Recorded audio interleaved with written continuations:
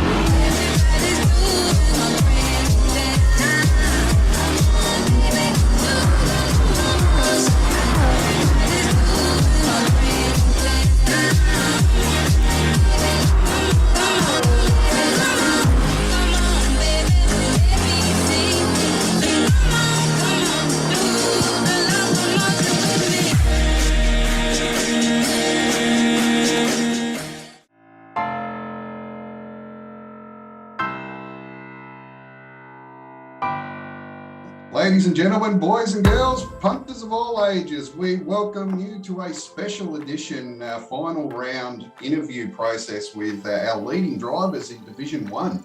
We're going to talk to our top three drivers here tonight and get their thoughts on the final round and the season that's just had. So our number one driver at the moment and current defending champion is Apex. Welcome to our Zoom meeting, Apex. How you going? Happy to be here. Yeah, thanks, mate. We should all be pretty used to these Zoom meetings by now, considering the last 2 years. So we'll move on to Chris. Chris, you're based in Melbourne. Mate, welcome. You're currently second in the championship at the moment, and this is your first year in Wheel to Wheel. Yep, my first full season here in Wheel to Wheel. How's it going, ladies and gentlemen? Happy to be here. And Adam V, who had a tight battle last year with Apex, was second in the championship overall. This year, you decided at the start of the year, Adam, that you were going to spend more time with the family than playing video games. And you've still come in as currently sitting third in the championship with nowhere near the amount of practice. So welcome, Adam. Hey guys, yeah, happy to be here. Yeah, thought I'd try and spend some more time with the family, although I've gone from racing to the back end of Wheel to Wheel to help out the guys there. So just spending more time trying to help improve the league. Excellent. So the season that's just gone, we've had a really tight battle with Apex and Chris, and certainly the second half of the season, Adam, you really come on strong in that pug. At the moment, it stands at there's 63 points between Chris and Apex for the championship.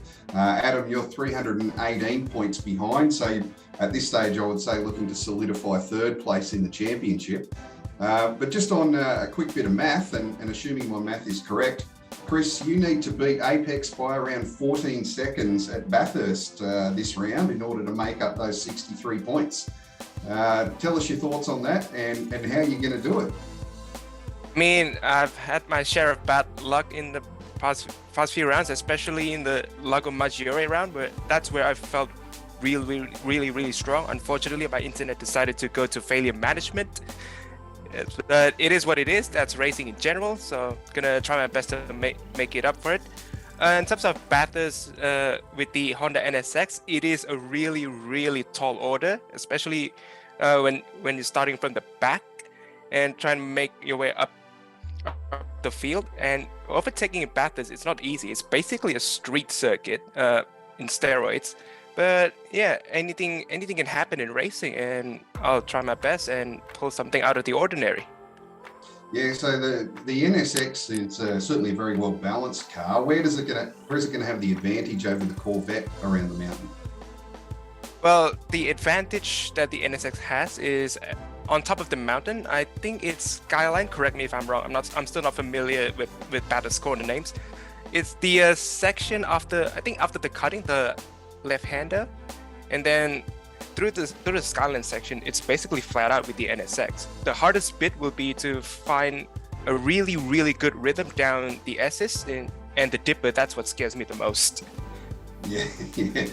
Of course, the story out of qualifying was your internet dropped out again. So you Helium management, second week in a row. Yeah, so Apex put his car on pole. He's starting from the first position and you're starting from last. So tall order to catch him and then make 14 seconds. So Apex, look at the moment, I guess the ball's in your court. The Corvette around Bathurst seems to go well. Tell us, mate, do you have anything in plan or up the sleeve to make sure you bring that Corvette home? And all you have to do is bring it home ahead of Chris or within 14 seconds of him. So what's your plan going into the race? The ultimate plan is to just, I guess, finish the race where I started and focus on what I can control and ignore the things I can't control. Like we've all seen what Chris is capable of, starting from the back, and this time around he's got nearly triple the time to do it. So yeah, just going to focus on what I can do, get a good start, hit my numbers, and yeah, because fortunately I've got a pretty good car, feeling pretty confident with the car. But yeah, it's a long race. I'm surrounded by people who an ex-world champion right beside me, and Adam V and Tombo. So there's a lot of talk about the championship, but there's also I can't ignore that there's a lot of talent around me. So I've got to really be able to stay on my game, and it's really anyone's. There's so many guys that could just take that top step. So I guess ultimately I just have to get fastest lap or finish in the top 4. So yeah, we'll just see what happens. Yeah, so I would imagine you're starting out front. So one of the keys is obviously to minimise mistakes. But as certainly as I've seen over the last 2 seasons, you're like the Iceman. Mistakes just don't appear. So certainly a tall order for Chris to hunt you down. But Adam V, you're racing in the Peugeot, and geez, you've done some wicked fast qualifying times during practice. Unfortunately, on the night, you couldn't match the times that you're able to do in practice, but certainly a force to be reckoned with going into the final round. Tell us about your race, mate. What's your plan going into the race, and what's the hopeful outcome for you? So my plan in the race is just stick behind someone, save fuel, and just jump them in the pits, to be honest. Saving fuel around here in the Pug, it just doesn't have the low-end torque like some of the other cars to go fast while saving. And going up the hill, you really need to rev it out a little bit to get the maximum power out of it. So unfortunately, it's not that great on fuel around here. So I'm just going to try and stick behind someone, save as much fuel as I can, and hopefully jump them in the pits. And yeah, just keep it on the black stuff, because up here it's so easy to run off the track. Around Skyline as well, you put a rear tyre on that grass and you're pretty much going to spin into the wall. So just try and keep it clean, just run my race. I'm not really worried because I think I've got third pretty much in the bag, which I'm happy about, especially in the Pug. I did think the Pug was a good car when I first chose at the start of the season, and it has performed at some tracks, but overall I'm not that happy with the car, to be honest with you. But yeah, I'll try my best for at least a podium this round. Well, we've certainly seen you really, you've posted some really good results in the Pug this year, and the second half of the season from around round 8 onwards is where you were consistently one of the higher performers in that car. So was that something that you just really started to get a handle on the car, or have you been putting in a bit more practice, or what's been your secret there? Definitely put in a little bit more practice, I think. And yeah, as you said, just got a handle on the car. First time driving an MR car. So I guess took me a while to get used to. Just without that much practice in the car, took me a while to get the hang of it. Yep. Well, I'm going to throw a few statistics out there, guys. We've had 3 Enduros so far this year, and this is, of course, our final Enduro. At the moment, Apex has the wood over Chris. So Chris won the first one at Suzuka, and then Apex has beaten Chris at De La Sarthe and Spa, which Spa has become a bit of a happy hunting ground for Apex over the last few seasons. So, and then as far as close finishes go, you guys have had 5 races where the gap between you has been decided by less than 2 seconds, and 3 of those have been decided by less than a second. Of course, we had that finish at Fuji where there was only 2 1,000ths of a second between Chris and Apex. And really, of the tracks that we've raced at this year, Fuji is probably the one that is most similar to Bathurst, in that it has half of it is just all completely long straights, and the other half is quite technical. So at Fuji is where you had 2 of your very close finishes, so that 2 1,000ths of a second, and the other one was 1.1 seconds separating you 2 guys. So and another interesting stat too is Apex, you're actually ranked number 1 in the league in the Group 3s, and Chris, you're ranked number 1 in the Group 4s, and of course this round being a Group 3 round.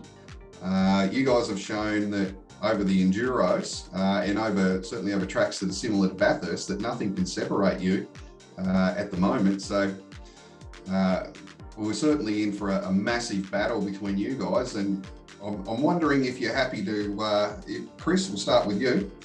If you're happy to put out some kind of hint as to your strategy that you're going to run this weekend.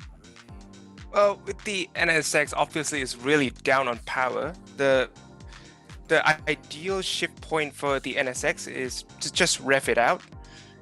Fuel saving, like Adam said earlier, might not be the best to do. The Pug is significantly faster than the Honda, but it has its similar traits being a mid-engine car. And yeah, like Adam said, it's really hard to get acceleration out of it, especially with the NSX. It has a very, very, what can I say, a low power bandwidth. Yeah, so there's only one optimal shift point with the NSX, so I'm not sure if a fuel saving strategy will be possible for myself. But yeah, I've done one practice race so far, so maybe there's an optimal strategy that I'm yet to find. We'll have to wait and see. So from that, I'm hearing perhaps a 4-stop strategy from you, Chris? Possibly. I think I have to do a 4-stop. Yeah. Okay. And Apex, I know you've been trialing a few different strategies at the moment, the 3 and the 4-stop, both with success in practice. Have you settled on what your strategy is going to be yet? I haven't settled. The only full race test I've been able to do is the 3-stop, but I haven't really got any other numbers to go by. I've only got that one, my own race time. I do have a pretty good idea with we've got numbers down for lap speeds and tire drop-offs and that for the 3 and the 4-stop, and they both could work. It's all probably going to depend on the opening lap. I like to leave it a bit late, like at Spa, the endurance race at Spa. I thought I had it all planned out, and then disaster in lap 1 sort of forced me to change it up a bit. I'm hoping to be a little bit more, have a little bit better start, but yeah, both strats seem to work okay. So if Chris is, I'm not sure. I've got to do a few more tests maybe, but if Chris is looking at going on to a 4-stop, it could be that I'm on the 4-stop as well. So it could just be a sprint to the end, maybe. Yeah, okay. Well, that certainly makes sense. So running a 3-stop strategy while Chris is running a 4-stop, you're going to see that NSX disappear because he's going to be running quicker lap times, obviously. That'd be pretty heartbreaking to watch it head off and maintain that discipline to keep your own race strategy. What about you, Adam? The Pug, do you have your strategy set in place yet? So I've only tested out the 3-stop. I do plan on testing out the 4-stop. I think I think the 4-stop will be the go for myself and Chris, to be honest. Just with the low power, I think we just got to push as hard as we can. And if we're the pit window is about 35 seconds to full. We've got 43 laps, so if we can be a second quicker a lap on the 4-stop compared to our 3-stop time, then we should be able to make up that pit stop window. Yeah, certainly. And, one less lap times 3 on worn tyres is certainly going to give you a better safety net as well. So it's just hard when pushing. You got to be careful. Obviously, if you're saving fuel, you can, take it a little bit more easier. But when pushing, there is more risk of coming undone. So that's a risk that we will have to take. Yeah, absolutely. So, look, guys, we're certainly all the fans, all the punters are excited to watch the Premier League final championship race this Sunday. Let's get one last bit of info from you. We'll start with you, Chris. Make a prediction, mate. What do you think is going to unfold on Sunday? Tell us what you think. And no standing on the fence. We're not in the commentary box, so I'm not going to hold anything back. Because the grid start in Bathurst is very bunched up, so I'm expecting a bit of chaos even in split one. We've seen some chaos in some other lobbies, being that the grid start is very bunched up. Like what is going on? Why is it even configured that way? But that's Bathurst. Expecting a bit of chaos. So maybe capitalize on that. Don't get caught up with the chaos, and then just if there's an opportunity to save a bit of fuel, I'll take it. Otherwise, just ref the VTEC engine out of it, and fingers crossed, no failure management entries. And then for the final stages of the race, Apex, you and me, we're gonna battle it out, mate. Excellent. So Chris throwing the gauntlet down there to Apex. And can I just say, it's fitting because I noticed Apex is wearing a Red Bull shirt and I'm wearing a Mercedes shirt. We didn't plan this. Yeah, so Apex throwing the gauntlet down there. He said that during the race he's going to hunt you down, and it's all going to come down to the last sector of the race, which, whether it's 43 laps or 161, that is really the key to success at Bathurst, is buying your ticket to that last bit. So you've got, when everyone's done in their final pit stop and it's that last sprint to the race, to the final, the checkered flag, Apex, you're going to have this guy all over you and looking to capitalise. So, mate, tell us your thoughts about the race and how you think it's going to unfold. I can tell you how I hope it unfolds. I do agree with Chris. I think there's going to be, it's Bathurst, so there's going to be mistakes and disasters and things like that. But I am anticipating Chris to be there, right there at the end. It will depend on what strats are on. I think the numbers say that if I go the 3-stop, it will be a pretty good fight to the end. He'll have to chase me down. If it's a 4-stop, we could come out anywhere really. It depends when we run the mediums and things like that. But I'm gonna go right out there and just say Kiwi filled podium with Pure Axel. He does well at Bathurst. He's usually pretty on the money there, and he's got a good car. Scooter's showing his pace all season, so that's what I hope. But I'm definitely anticipating Chris to be there. All right, so Apex's prediction is the Kiwis have got the goods at the mountain, and no one else can match them. What about you, Adam? How do you see the race unfolding, not only for the championship, but for yourself as well?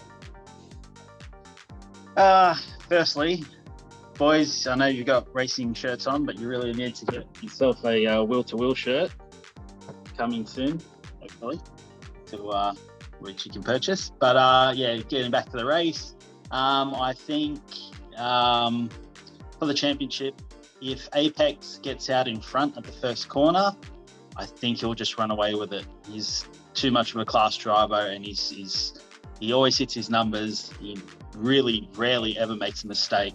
So if he gets out in front, he'll just run away with it. And with Chris starting all the way at the back, I think it's an impossible task. But it will be very interesting to watch. So everyone should definitely tune in on Sunday. With my race, I hope to be an Aussie on the podium. I definitely don't want a full New Zealand podium. So I'll try my best to, get on the podium. But we as Apex was saying, we've got Scooter and Pure Axel, both very quick, very confident drivers. It'd be a tough ask, but yeah, I'm hoping to get on the podium. Excellent. Well, I'm going to make my bold prediction here as well. Chris, I think you're going to throw something out of centre field here, mate, or way out of boondocks, and you're going to start on mediums, and you're going to do 3 laps, and then you're going to do 10 lap stints on softs, and hope to hunt Apex down with clear track and no one around you.